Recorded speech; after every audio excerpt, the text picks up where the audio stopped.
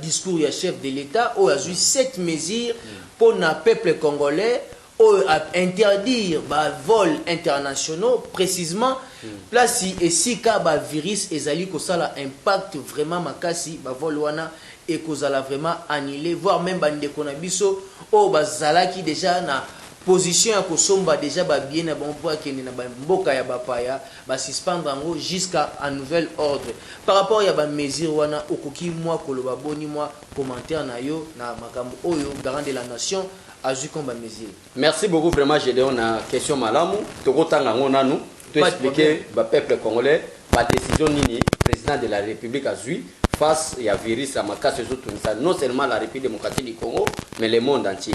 Suite à son adresse hier à la nation, c'est 18 mars 2020, voici les décisions prises ce mercredi, 18 mars 2020 par le chef de l'État, son Excellence M. Félix Antoine Tshisekedi Tshilombo, président de la République démocratique du Congo, au sujet de l'épidémie au coronavirus au Bazobengabongo Covid-19.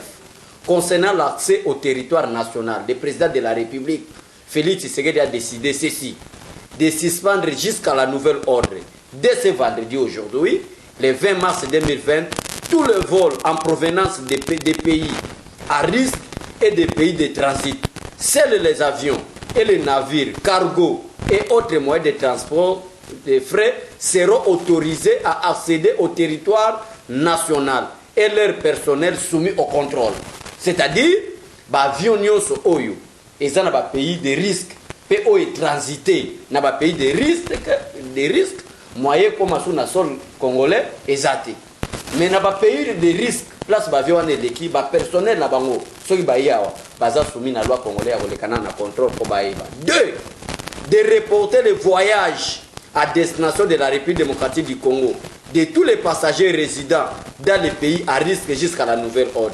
3 d'imposer tous les passagers à leur arrivée aux frontières nationales de remplir une fiche de renseignement et de soumettre sans exception à l'obligation de lavage des mains et du prélèvement de la température. 4 d'imposer une mise en quarantaine de 14 jours maximum à toute personne suspectée à l'issue du test de température pour un examen approfondi et au besoin d'interner dans les hôpitaux prévus à cet effet les personnels qui seront testés positifs.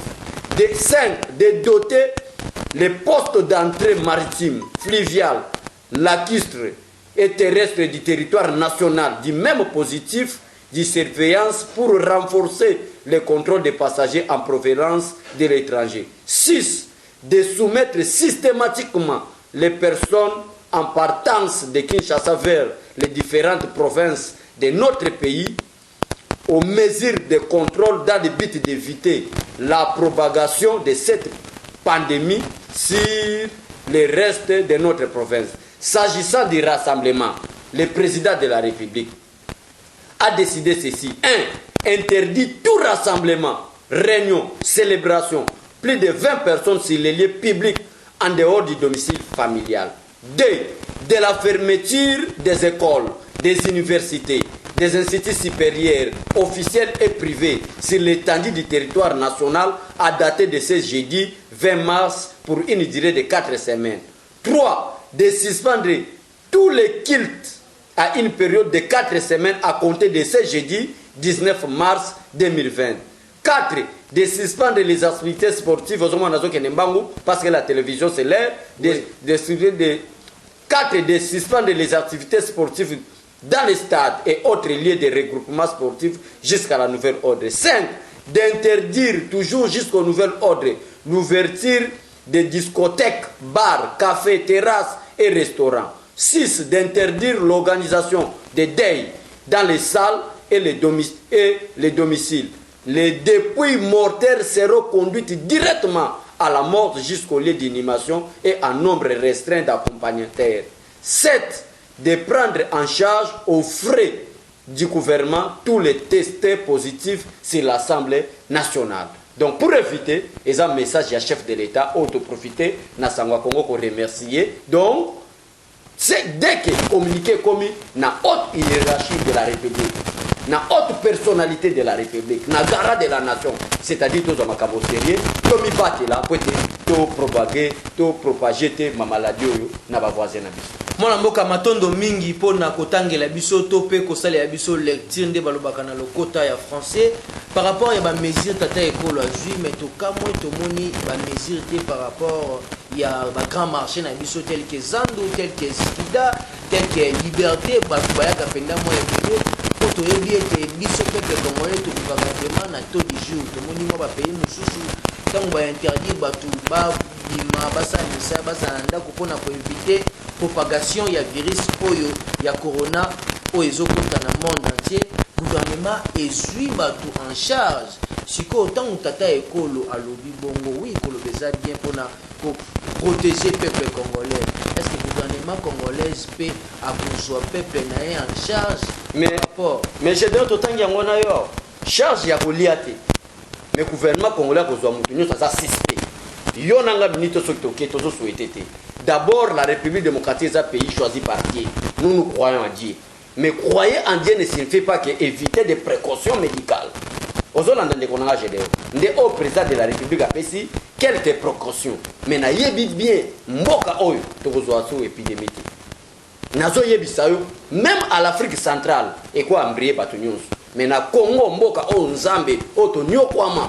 Et vous avez sauté. Ou entre parenthèses, mais tu respectes ma précaution. Moutonio soit vous allez tester positif. Va sentir que température naïe et ça na moins à 38%.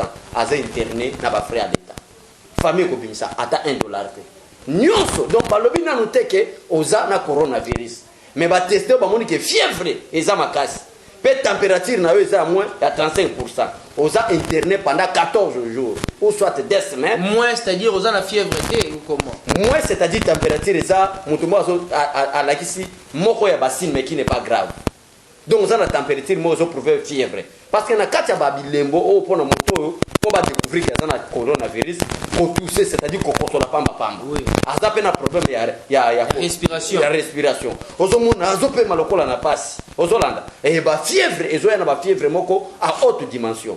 Dès que quelque part le point na Kinshasa na sepeli j'ai déon la fois passé na zaki hôtel moko na Gombe pona ke lokuta na ndeko moko na ba investisseur bazwa na tuti sa bango na moko na hôtel to na kotanga na ngate po isa ko fula bango hôtel moko na vilika pona kutana muntu moko azana posa otia ba entreprise na e awa ba kutana conseil chef de l'état to komi kuna na moni système vraiment que Dieu bénisse la République démocratique ko ba tie système moko kitoko o l'équipe a testé so zana na fièvre au sokoli maboko na yo après ba fongoli ascenseur au mati OK kutana mutu na yo na sepeli système wana donc c'est-à-dire quoi ceux qui ba suyo na fièvre et lingi ko lobate ko zana coronavirus mais coronavirus mutazana ngo ceux qui ba kangie pendant 14 jours ou 2 semaines bilembo ko bima so bilembo limité ba traiter yo na frais généraux c'est-à-dire na frais gouvernement jusqu'à ce que ba zone sonanda donc ba mesure les amis déjà pona ba marché ngo lobaki toza la calme nzamba ko sunga et ba marché bazo mona que vraiment ils salité makasi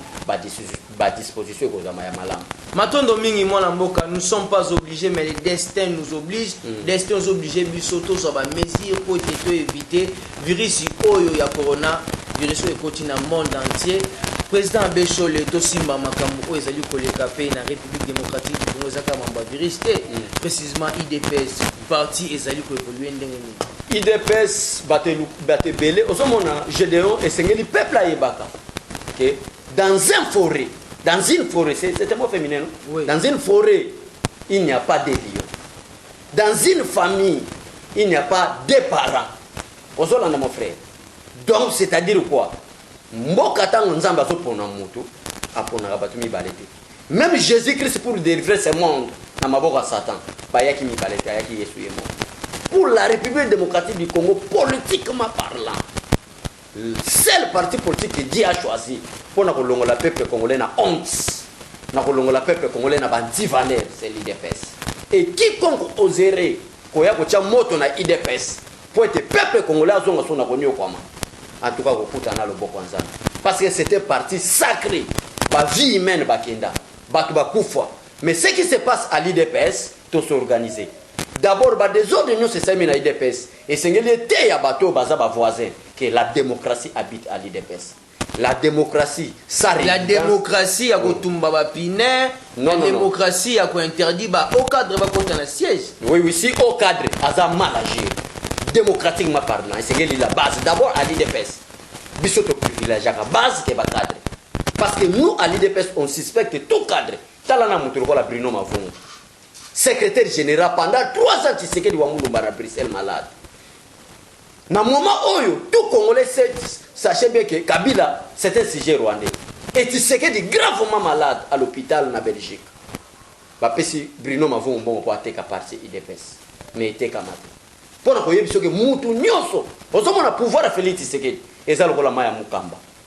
Maya Mukamba est en Akasai. Maya Wane Dingo Lobani. Place Nyoso salité yaga na Maya Mukamba. Et bimaka yango moko. Donc on a pouvoir à Félix Tshisekedi. Que ce soit à son parti politique. Moutou Nyoso akoya na salité. Yemoka robimane na pete. Pour nous Lobani Gédéo, tout s'organiser. Na IDPS, tout ça na système où tu benga pyramide renversée. Il faut respecter la base. Ce que respecter la base, c'est que la base décide. Yango na ndeko salim. Ndé yango zomona. Biso to lobate que cadre, pas cadre. Nous respectons les principes. Nous respectons aussi l'hiérarchie du parti. Mais ceux qui te comprennent que ma besoin de la hiérarchie, la base va prendre des décisions. Maintenant, mingi mwana mboka abeso toujours ko toujours l'émission na biso ya basika Congo ndenge peuple congolais amesana toujours kozala fidèle ya kozela émission na bango oyo ezaka présenter par mwana mboka Jedon Sweli abeso le soki na lobité na kokufa soki pe na lobi na kokufa malamu na lobana kufa likambu oyo ya président intérimaire ya IDPS qui est Jean-Marc Kabund oyo tozali koyoka a créer parti politique na kombo ya DF Oyo ezali précisément na siège nango ezali na limité industriel précisément na quartier ya Kingabwa. Vous les cadres de l'IDPS bozali ko recevoir message wana lolenge kani topé boyebité soko yebité je vous informe déjà ezali ko circuler de part et d'autre ba tout ba yebité il y a un parti politique na kombo ya DF mais quand on apporter lumière na question na biso au peuple congolais asenga kito meka kotuna na moko alelo Gédéon, ce qui est décision finale, oui c'est vrai, dans les réseaux sociaux. Oui c'est vrai, c'est un parti politique. Ce n'est pas un parti politique. Bon, je ne peux pas répondre directement. Parce que pour être un parti politique, vous devez être identifié au ministère de l'Intérieur. Si vous êtes une structure au sein de l'IDPS, là ce n'est pas le choix du ministère de l'Intérieur. Parce qu'il y a déjà un parti où ils ont déjà identifié par le ministère. Et je crois que c'est l'article 56 de notre statut qui parle, il y a une association au sein de l'IDPS. Mais, nous avons débattu comment est-ce qu'on a pris la décision. Parce qu'à l'IDPS, on ne fait pas la confiance. À l'IDPS, on a banda malamu, mais on qui peut mabe. On a banda mabe, on qui malamu. Il y a un IDPS, vit l'expérience à 38 ans. Vit le secrétaire général et belé baleka. Nenga balinga ba boma IDPS, ba combattant ba comme FI. Moi na yebiso makamba décision finale cher congolais naza na décision ko zoate mais ngana do bagaboy nga na ko sala association na kati IDPS ils ont fragilisé bon comment ko soutenir IDPS nga chaque combattant doit contribuer au sein de l'IDPS étant membre d'un parti politique qu'on appelle IDPS ko soutenir IDPS et ligi ko lobate que au créer structure ko soutenir IDPS ligi ko loba aux 8 bateaux bazali banda. Est-ce que cause en structure na kati IDPS c'est interdit na ba disposition statutaire na bino? C'est interdit cause la association. Et alors, cause la association, ce n'est pas un problème. Maintenant association cause la nango avec quelle intention? C'est ça le grand problème. Aux association, c'est pour faire monter IDPS à la puissance ou rabaisser encore l'IDPS. Ils ont dépendre maintenant na muto association. Tant que ça l'association ako ça l'association d'intention l'intention ya ko boma IDPS ton intention ko lever IDPS o la meilleure façon ya ko aider IDPS ezali ko zwa ba structure ko zwa bato bazali banda IDPS ko komisa bango ba combattre IDPS ya mwa musala osala au moment ba désordre no se semi na kacha parti Jean-Marc Ayeko comprendre que l'IDPS souffre de la redynamisation pour le moment IDPS asa emoko bato nyoso ko mona ba lamuka ba fayulu ba Moïse Katumbi, ba Joseph Kabila, ba FCC, ba Vital Kamerhe, na 2023 ba koma langage moko contre l'IDPS. Parce que bato nous sont atteindre le bango, n'atteindre le bango wana, on a uchi kotango mission na bango ba réussir balkanisation. Celle l'IDPS Yamboka to ya IDPS. Yamboka. Et l'IDPS seul, azana ko lutter pour la unité ya mboka. Na unité ya ba éco bicolo. Ben le reste abatouana, mission na bango est ensemble avec Joseph Kabila balkaniser la République. Alors, pour balkaniser la République, il faut commencer d'abord à fragiliser l'IDPS ou à lutter pour l'état des droits, la démocratie, l'unité nationale. C'est ça l'IDPS. Les autres partis politiques, on a des opposants, on a Martin Fayulu, on a Jean-Pierre Bemba, ce sont des indisciplinés et des escrocs politiques qui ne luttent pas pour l'intérêt du peuple congolais, mais pour l'intérêt de leur famille. Tu privilégies l'IDPS, tu privilégies le peuple congolais. Gédéon, émission Oyo Bomba Yangopi, en 2023, Batunyo Sobarosangana contre Félix Tshisekedi. Balamuka, FCC, ce sont les oiseaux de même pliard. Mais bazan obédience na binote IDPS, bazan na parti politique, c'est normal à tababaluki. Yo yoka déjà que INC baké congrès. Yo yoka déjà que na INC base décidé. Yo yoka déjà que Jean-Pierre Bemba akenda congrès.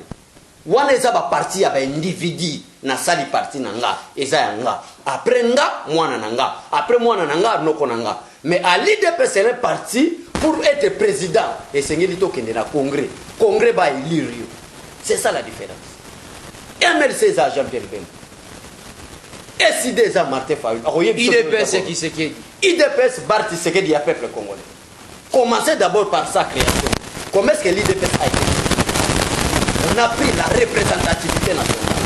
Quelqu'un du Bani, quelqu'un de la province orientale, quelqu'un du Bas-Congo, quelqu'un du Kassai, Babenyango, 13 parlementaires pour lutter contre la dictature de M. Mobutu en 1982, la date officielle de la création de l'IDPS. Mais c'est posé maintenant la question dans la partie politique de ventrologie. Nous allons saluer politique na Congo le Congo qui cop na beta cop na créé parti politique pour na comme ministre na tchaba makelele na TV na comme ministre. Mais l'IDPS a lutté pour ne pas avoir des postes ministériels.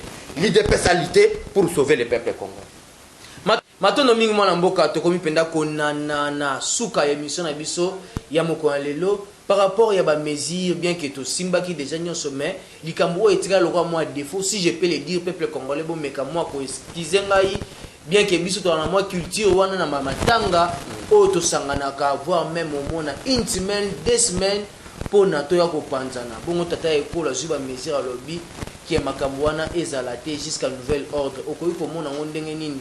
Oh, moi je vais proposer tout d'ailleurs éthique à la kaka bongo nena bamboka mswe za la rabokeka na morgue bosali moi cérémonie muke après boki enterrement bala moko bopanzani o ekendaka biso ba dépense ebele to koma bosenga même intervention na bandeko na biso o bazalaka na mboka ya bapaya basenga so ba aider biso na quelque chose pour la cotisation moi na mboka biso le ko boni par rapport ya point. Une bonne décision prise par le président de la République. Félicitations. Eza malamu ozomona Oma bamboka nzala lokola ba Congo. Bamboka o ba dictateur. Eza ba richesse ebele. Richesse mais peuple ont souffrir. Mais richesse Kabila a plus. Mais peuple ont souffrir. Kabila a été azara na pouvoir témoin. Azara pouvoir te mais a détruire mboka pendant 18 ans. Mais oyebi ndako na bino na pouvoir. Oyebi immeuble na bino oyo. Pona ko buka ngo même biso misato ndenge tozana kati ndako atokozwa ba marteau to bandi ko buka to kwesa immeuble na moi 2 heures d'état. Tozwi ba pilier tozo buka to ko kwesa ngo. Mais ata ba peso mo ba bike tonga ndako lokola nani ndako ba géder oyo il faut prendre du temps. En d'autres termes cela veut dire quoi? La destruction ezorata muke pona ko bebisa. Ndenge Kabila bomambo pendant 18 ans. Oh to ça ba partenaire, oh to ça ba partenaire na Kabila. To reconnaîtra au peuple congolais à ça peuple congolais bolanda Gédéon te to ça ba mambo solo. To ça ba partenaire. Dans quelle constitution de la République démocratique du Congo mon partenaire est ça? Des pressions premier article jusqu'au dernier article les termes partenaires politiques et raté. Mais partenaires faut aider pe baninga. Non, on n'est pas d'abord des partenaires mais nous sommes dans une coalition. Oui, la coalition on a un intérêt à peuple congolais. L'intérêt à peuple congolais. Mais tout ce monde côté. Mais tout ce monde côté n'est pas nous au ça peuple. C'est tout ce monde on a combattu la gratuité. Non, l'article on a combattu la gratuité par qui? Par les ennemis du peuple congolais. La gratuité de l'enseignement vient du président Félix Tshisekedi pour sauver son peuple, pour donner de la considération à son peuple. Ça c'est Félix Tshisekedi. Mais ceux qui combattent la gratuité de l'enseignement, ce sont les ennemis du peuple. Ce n'est pas Félix Tshisekedi. C'est la raison pour laquelle je vous informe que maintenant Félix Tshisekedi a le pouvoir pour sauver sa nation et son peuple. Mais il y a des ennemis. D'ailleurs, on ne peut pas vous appeler vainqueur s'il n'y a pas la guerre. Il faut qu'il y ait un combat, une guerre pour qu'on vous appelle maintenant vainqueur parce que vous avez combattu et vous avez gagné. Depuis que nous avons commencé cette guerre, vous gagnez déjà guerre. Tu gagnes déjà guerre, chasser un dictateur au pouvoir, Joseph Kabila. Ça, c'est premier. Kabila Aza ou Azate. Azate, mais nous sommes dans une coalition conformément à la chefs de l'État, nous sommes d'abord dans une coalition conformément d'abord. Aller à une coalition avec Joseph Kabila, c'est l'un des principes constitutionnels. Parce que l'article 78 de la Constitution stipule, le président nomme le premier ministre ainsi que les membres du gouvernement au sein de la majorité parlementaire. Mais l'IDPS n'avait pas obtenu la majorité parlementaire. C'est la raison pour laquelle les chefs de l'État doivent identifier la majorité parlementaire. Moi, l'amboka, bien que moi, l'amboka, Rit, qu'on a déjà signe, les chefs de l'État garant de la nation en Angleterre, tant à Solola qui n'a base, il y a des ministres. Oh, yo bazo ebisanga ke bazo tindika bango ba tia bakal na baction chef de l'État. Tant on lobi na ngande ko Kabila Keïté. Nani azopesa ministre ordre Atiaba Kal na baction chef de l'État. Répondre biso clair ou kende na béchapatoire. C'est-à-dire quoi? Quand on est allé à une coalition na bato FCC, au bata FCC bata Joseph Kabila autorité morale. C'est la raison pour laquelle même GDO, le Joseph Kabila a été convoqué d'urgence par le président Félix Tshisekedi. Oiki makamba FCC kuna ba blamer.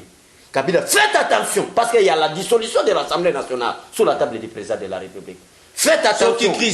Non, il y a déjà une crise. Ce que vous parlez là, c'est déjà une crise. Moi, Félix Tshisekedi, en tant que garant de la nation, je n'ai pas la volonté de dissoudre l'Assemblée nationale. Mais il y a quelques politiciens qui m'empêchent, qui veulent que je puisse les dissoudre. S'ils continuent à multiplier des stratégies pour bloquer le programme du président face à son peuple, je les ferai dissoudre l'Assemblée nationale. Ça, c'est le président Félix Tshisekedi. Alors, Félix Tshisekedi, étant un chrétien, doit d'abord avertir Joseph Kabila. Faites attention avec cette coalition. Si le ministre du FCC ose encore à bloquer le programme du président de la République, je vais dissoudre. Kabila, donc, peuple congolais, nous ne sommes pas des partenaires avec Joseph Kabila, mais vous devez savoir que Félix Tshisekedi est un homme d'État. Il ne peut pas parler comme un politicien. Nous sommes des politiciens. Félix Tshisekedi est devenu chef de l'État. Pas seulement le président de la République pour les combattants de l'IDPS, mais le président de la République pour tout Congolais. Des Fayoulou, des Jean-Pierre Bemba et les autres là, des Camérés. Leur chef de l'État, c'est Félix Tshisekedi. Il doit avoir des propos diplomates. C'est clair. Je rappelle, je suis ni de FCC, ni de la Mouka, ni de PPRD, ni de qui que ce soit. Je suis journaliste, Nakolobela. Vous êtes journaliste, mais évitez d'être au milieu du village. Au milieu de la vérité. Vous devez être à côté, non au milieu. Un vrai journaliste doit rester à côté de la vérité. Vérité, ça va. IDPS. Vérité, ça, IDPS. Donc vous êtes journaliste pour l'IDPS parce que c'est l'IDPS qui dit la vérité. Tu es journaliste, moi, ah, mais à côté de la vérité. Et c'est la vérité, ça. Alors, parmi les partis politiques, quel parti politique a de la vérité? Le peuple congolais a dit, comme pendant la souka émission, il y a mon mboka mot de la fin, on a baé, nous sommes prêts attention na baé. Merci beaucoup. Boyoki discours à Jamar Kabound. Merci beaucoup. À lobby, maintenant, il y a des grandes décisions suite à la crise. Et ça concerne l'IDPS. Nous attendons des grandes décisions dans quelques jours. Ça, c'est premièrement. Deuxièmement, il a évoqué de la redynamisation du parti. Nous voulons implanter l'IDPS partout. Parce qu'à bientôt, sur 2023, notre candidat encore en 2023, c'est Félix Tshisekedi. En dehors de son excellent Félix Tshisekedi, il y a d'autres politiciens que nous pouvons choisir comme des candidats présidents de la République. Alors, emboîtez les pas, soutenons l'IDPS pour que redynamisation et qu'il y ait des liboso. Merci Nassangoya Congo. Merci na bande gonyo so badinga biso boza milliers de personnes. So na bigena tanga komba ba muso peut-être ba osilika. Mais je vous aime tous. Vous êtes là dans mon cœur. Que Dieu vous bénisse. Merci, grand merci. L'équipe technique Mobimba OP Zalaki sous na sima ya Mère Boss pote émission et Makitoko Boye. Tokutana penda à la prochaine. Bye bye. Eshima, votre magazine qui bat au rythme de l'actualité. Retrouvez la nouvelle édition. En ces mois de mars consacré mois de la femme en RDC, Eshima Magazine vous fait découvrir un ovni politique. Fifi Masuka, vice-gouverneur de la province du Lualaba, symbole de réussite dans un univers masculin. Mama Africa, lève-toi, le mot d'ordre d'une femme de foi. Découverte, Sélé Yalagouli, le gardien du trésor. Mobilisation des recettes. Rigueur naturelle. Les nouvelles argentiques congolais rassurent. Focus. Ministère du budget. Jean Baudouin Maillot imprime sa marque dans l'exécution de la loi des finances. Patient Saïba Tamboué, l'OGFREM contribue à la matérialisation de l'émergence de la RDC. Dossier Eshima, nomination des hauts magistrats, lueur d'espoir. Nation, interview de Christian Matata. Augustin Kibassa annonce un projet intégrateur pour booster les secteurs du numérique en RDC. Bourse d'études, amélioration des conditions et complicité avec les étudiants, Thomas Luaka Losenjola convainc. Michel Moulumba Tumpaka, les modèles de réussite et de loyauté pour la jeunesse. Culture, Mwanankazi, un statut familial particulier. Retrouvez l'intégralité du magazine Eshima dans les kiosques. Eshima Magazine, un nouveau standard d'information.